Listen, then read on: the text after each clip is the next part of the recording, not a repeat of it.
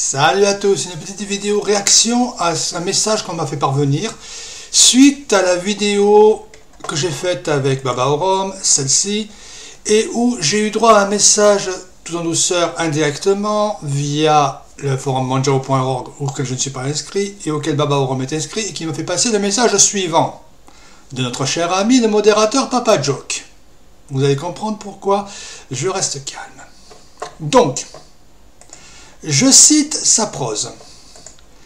Les choses sont plus qu'à maintenant avec vos dernières vidéos. Attaque, Fred attaque. J'attaque Manjaro.fr depuis un moment, juste dans l'espoir de récupérer le nom de domaine.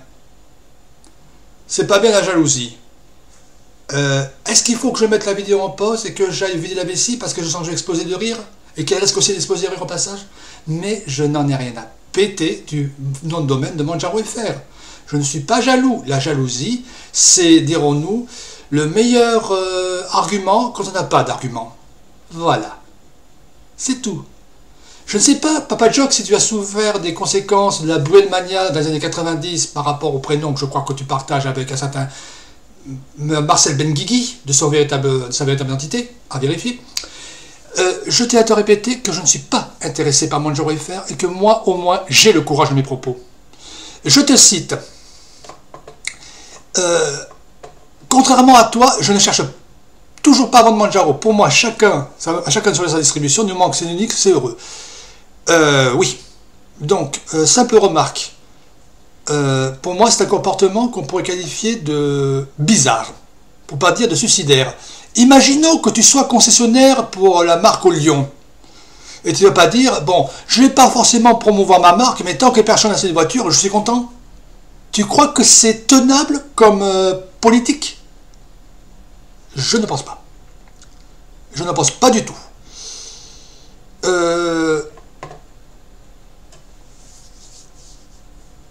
La liberté de choisir la distribution. Oui, d'accord. Mais dois-je te rappeler qu'il y a quelque chose comme 300 distributions vivantes? Un peu de choses près actuellement? Attends, je vais te dire ça parce que j'ai un petit doute. Sur DistroWatch, actuellement, si on regarde Weekly, alors, New Distribution, je pense, voilà, il y a actuellement 309 distributions vivantes sur les 885 indexées en 15 ans. Donc, en gros, on va dire dans les 30% de vivantes, un peu moins même. Comment veux-tu qu'un utilisateur fasse son choix? Dois-je te rappeler ce qu'on appelle la loi de Hick, pas la loi de Hick, la loi de, oui, c'est la loi de Hick, qui dit que trop de choix tue le choix. D'ailleurs, je vais bientôt en parler dans une vidéo de tonton Fred. La loi de Hickman, qui dit que simplement, plus il y a de choix, plus le temps de décision est long, et plus ça tue le temps de décision. C'est tout.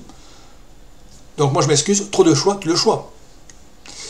Donc, revenons sur la suite de ta prose, que je ne qualifierai pas pour éviter de dire que j'attaque en dessous de la ceinture comme toi tu le fais. Voilà.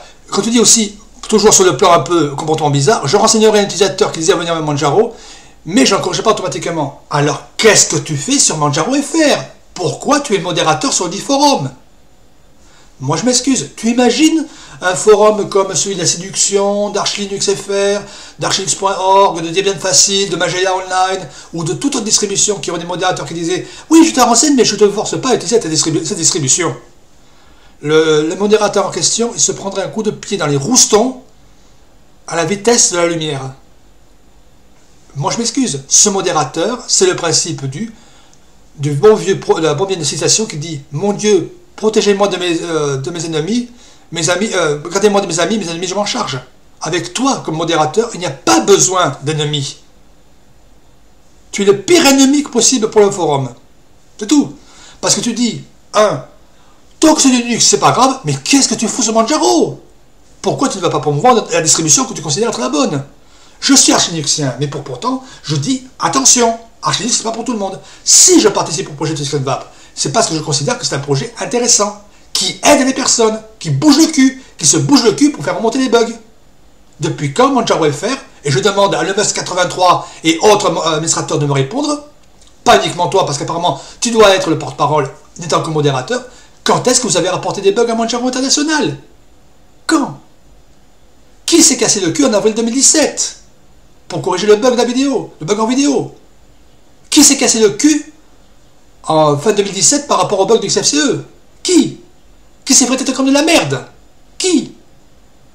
Les membres de Tuxenpap? Ou toi et l'équipe de Manjaro FR? C'est tout. Bon, ben là, dommage que tu tombes encore de la schizophrénie. Apparemment, tout le monde est psychiatre. C'est super. Ouais. Je m'excuse. Si on prend le classement de Curiosité DistroWatch, je pense que tu peux te taire. Parce que même si ce n'est qu'un classement de curiosité, même si c'est dit, on ne pourra pas savoir le nombre d'installations qui sont faites en dur et encore moins le nombre de téléchargements. Je te cite les statistiques au moment où j'enregistre la vidéo. Donc, les statistiques, on retourne sur la home page. Et je vais mettre un tout petit peu plus gros. Place de Manjaro sur les 6 derniers mois en classement de curiosité. Deuxième.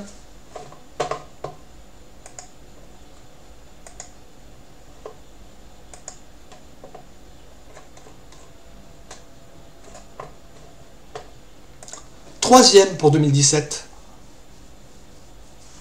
Les 3 derniers mois, puisqu'on est au mois de mars. Pas de problème.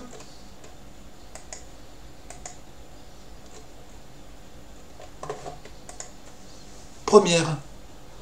Donc, tu disais dans ton commentaire sur le forum, et je cite de mémoire, marché de niche, une distribution de niche qui est dans un marché de niche. Tu me diras comment la distribution Manjaro sur les 3 derniers mois est première au terme de classement de curiosité et peut être qualifiée de distribution de niche. C'est tout. Déjà, il faudra bien m'expliquer pourquoi. Autre point. Qui de nous deux fait le plus de tort à Manjaro? Joker? Qui a fait bouger les choses? Je pose la question. Descendre au niveau de Fred. Ah, très bien. Mais on va parler de mon niveau. Parlons de mes statistiques. Celles qui sont visibles. C'est vrai que mon blog n'a que peu de visites. Donc, pour le mois de février 2018, voilà les moyennes journalières. Donc, en gros, j'ai eu droit à 9500 pages, enfin 9446 pages vues en moyenne chaque jour en février. Ce qui me fait à peu près 264 000 visites, enfin presque 265 000 visites en l'espace d'un mois. Et si on prend sur les 12 derniers mois, en gros de avril 2017 à mars 2018, j'en suis actuellement à plus de 8 millions de pages vues. Je sais très bien que je n'ai pas la visite de Manjaro FR, mais qu'est-ce que j'en ai à foutre?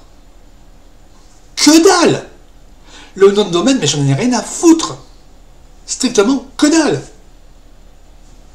Et si on parle de mes statistiques YouTube, bon, je ne montre pas mon tableau de bord parce qu'il y a des vidéos que j'ai encore en cours de préparation d'envoi, donc je préfère autant les garder la surprise pour les personnes qui me suivent.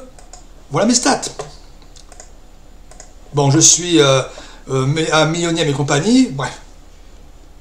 Mais j'ai quand même 49 000 vues sur les 30 derniers jours. Et tu vois, je pourrais gagner d'ailleurs une fortune.